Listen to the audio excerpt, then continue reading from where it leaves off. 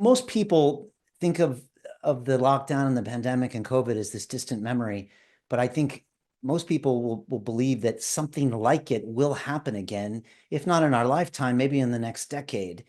And I'm just wondering if we still haven't admitted these effects, how much in danger are we of repeating the same thing, or are we much more aware, or is that really just being oblivious? We've had predictions from Tedros Ghebreyesus at the WHO, Anthony Fauci, Ashish Jha, former White House coordinator, Bill Gates. They all say there's going to be another pandemic. They call it Disease X. All the experts agree it's going to come out of a biolab. It's not coming out of nature. It's going to be just like SARS-CoV-2, which came out of the Wuhan Institute of Virology. All the U.S. intelligence agencies agree it's a man-made virus. There's going to be another one. That these biolabs are proliferating. They're all over the world. There are leaks. There's well-documented hundreds of leaks. Sooner or later, a bad pathogen's going to get out, and then we're going to be off to another pandemic. These shouldn't come up, once every 100 to 200 years, not every several years.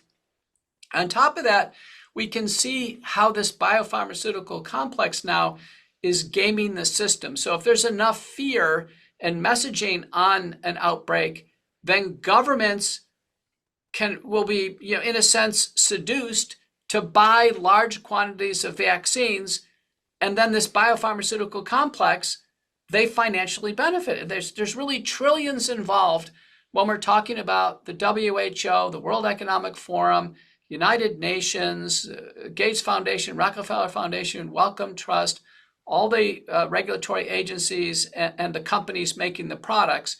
There's trillions of dollars involved. So let me give you an example. Monkeypox outbreak. Well, we got to the point where Biden declared a national and public health emergency for monkeypox. That was enough to trigger purchase of the Jynneos monkeypox vaccine. Nobody took it, but the company was rewarded with a massive contract. So, mission accomplished. There was enough of a monkeypox scare to make this happen.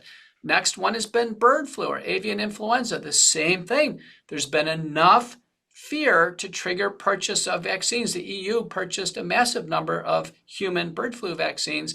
And now we're seeing the emergence of the chikungunya virus borne by mosquitoes in China. And guess what? There was a new vaccine that just came to market a few months ago. So you can start to see the business model of pandemics and then mass vaccination. And the purchaser is government. So you don't even have to market it to the public. Hey, I know investing in crypto is scary. It takes a real leap of faith because there are so many scams, rug pulls, and bad actors out there. It's a dangerous business, which is why 95% of people lose all their money. Well, that's why I created the London Real Investment Club, so you can access the hottest deals on the planet and use the crypto bull market to create the generational wealth that you deserve. Join my team of over 100 people from around the world that are making millions of dollars behind the scenes investing in blockchain, AI, Web3 games, DeFi, Bitcoin, and more. Don't miss out. Click the link below to book a call with one of my team now. But hurry, this bull market will end soon.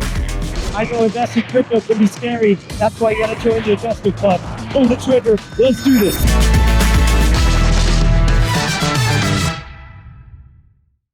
And now they've had a great case study in psychological operations. It worked pretty well, and they've learned things. They're really very good at messaging and repetition and all the other aspects of those they call fifth generation psyops. So I guess they've learned and they're ready to deploy again. It looks like it. You can see some of these tactics. One of them is called flooding the zone. We highlight this in my first book, Courage to Face COVID-19. So let me give you an example, Brian. So in 2020, on the same day, all over the world, at the same time, the press had a talking point. This was astonishing, from East Asia to United States, Canada, South Africa. And in 2020, the talking point was, no one is safe. A fear-based message, and then some B-roll of some, grisly people wearing masks or in body bags. No one is safe. And so people have said, listen, how is that coordinated? Across all that, and investigative attorney Lisa Myron from Toronto believes it was actually coordinated through the WHO. WHO has over 190 member nations, and they have over what's called 140 national focal points. That is communication nodes. One in the United States is in Washington called PAHO, the Pan American Health Organization. So that's how these messages come out simultaneously like that. So it kind of synchronizes the world.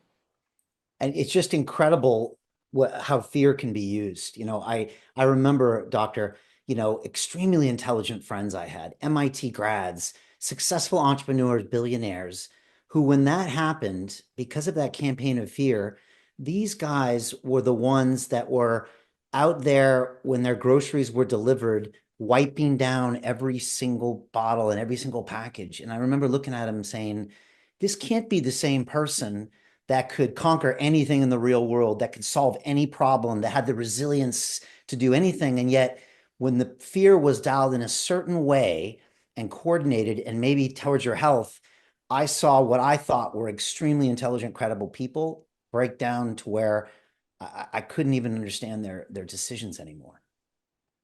They literally lost their minds. In my first book, we have an opening scene where this man is so frustrated with the pandemic, he gets on a paddleboard in San Francisco Bay with his dog, and he paddles way far away from shore just to get some relief. And then sure enough, a Coast Guard boat comes out to intercept him and arrest him for not wearing a mask. And you can see this idea, masking was a good example of how people lost their minds.